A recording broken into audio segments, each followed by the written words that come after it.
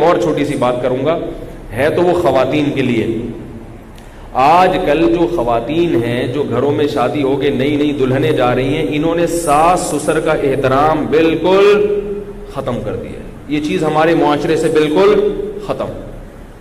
اور اس پر ایک دلیل دی جاتی ہے کہ بہو پر ساس سسر کی خدمت واجب نہیں ہے۔ سمجھ میں آ رہی بات؟ میرے پاس ابھی ایک ہفتہ پہلے ایسا ایک سوال آیا، ایک پٹھان نے سوال کیا۔ اس نے کہا کہ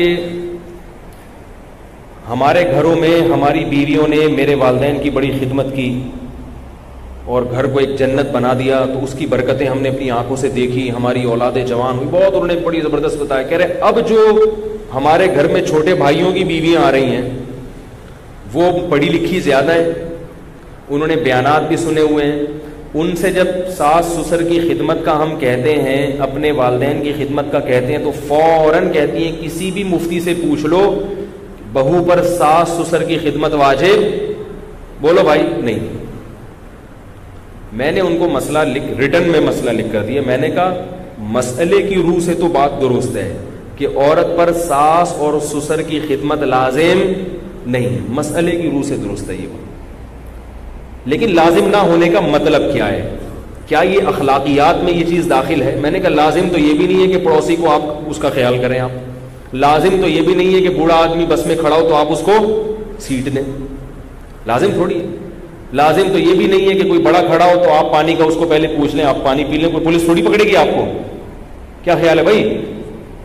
لیکن میں نے کہا کہ قرآن مجید نے اہل جنت کی جو علامات بیان کی ہیں، ان علامات میں اللہ تعالیٰ نے حقوق العباد جو بیان کی ہیں، ان حقوق العباد میں آپ دیکھیں تو سب سے ساس سسر کئی لحاظ سے بہو پر لازم ہو جائے گا کہ وہ ساس سسر کی خدمت کرے، کئی لحاظ سے۔ سب سے پہلا قرآن مجید میں رشتہ داری جوڑنے کا حکم ہے، بہت تاکید کے ساتھ، ہے کہ نہیں ہے؟ اب آپ کا بھائی آئے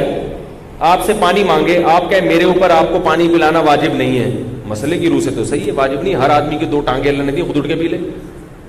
لیکن آپ کوئی انسان کے بچے کہلاؤ گے یہ مسئلہ بیان کر کے؟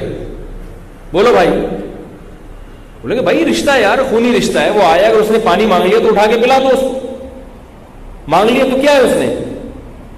بلکہ وہ آج بھی آپ سے اگر 50 روپے مانگتا ہے، مسئلے کی روح سے تو یہی ہے کہ آپ کے ذمے اس کو 50 روپے دینا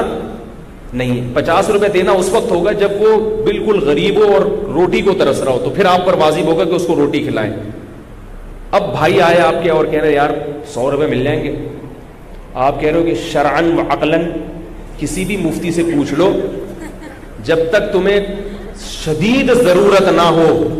اور ضرورت کا مطلب روٹی سالن کھانا تو مل رہا ہے نا، ناشتہ کیا تھا صبح، ہاں ناشتہ کیا تھا، دوپہر کا کھانا تو ویسے ہی واجب نہیں ہے، دوپہر کا کھانا تو شرعن 2 ٹائم کا کھانا ہے، صبح اور ایک رات کو،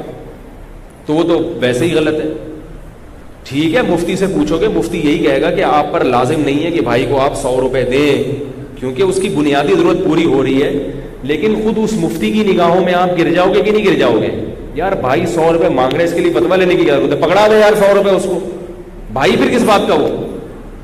تو اللہ تعالیٰ نے رشتہ داروں کے ساتھ حسن سلوک کا قرآن میں جگہ جگہ حکم دیا کہ نہیں دیا؟ اور رشتہ داروں کی اللہ نے 2 قسمیں بیان کی ہیں، فرمایا هو الذی خلق من الماء بشرا فجعله نسبا وصہرا،